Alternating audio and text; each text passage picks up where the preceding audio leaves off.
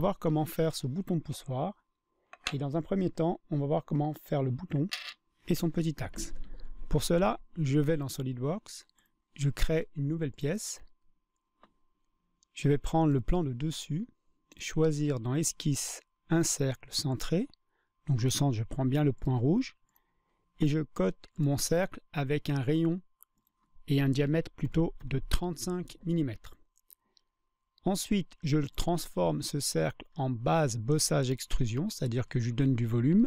Je prends ici plan milieu et je mets ici sur 10 mm. Voilà.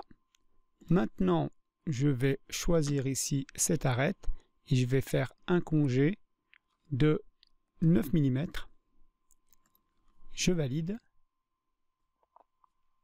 Je valide une deuxième fois s'il le faut. Pour changer la couleur de la pièce, je clique sur la pièce, la couleur, et je choisis le rouge. Je valide et j'enregistre ma pièce. Alors je le nomme bouton. Et j'enregistre. Ensuite, je vais modifier ici mon bouton pour y faire un trou. Donc je déplace avec la souris, avec la molette, ou sinon je peux prendre aussi les flèches du clavier. Flèche haut, bas ou gauche, droite. Je sélectionne ma face qui devient bleue. Je dessine une esquisse, un cercle que je centre. Je cote avec un diamètre de 5,8 mm. Et je vais faire maintenant un enlèvement de matière, borgne sur 6 mm. Et je vais choisir ici avec une dépouille de 3 degrés. Je valide et je clique. Maintenant, je peux faire une vue isométrique de ma pièce pour voir comment elle est faite à l'intérieur et faire une coupe par rapport au plan qu'il me propose, qui est en l'occurrence le plan de face.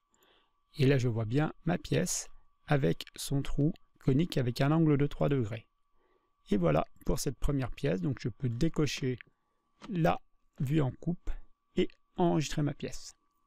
Maintenant, je vais faire l'axe, donc je vais créer une nouvelle pièce, prendre toujours le plan de dessus, faire esquisse, un cercle, centré. Cette fois-ci, il va faire 5,5 de diamètre.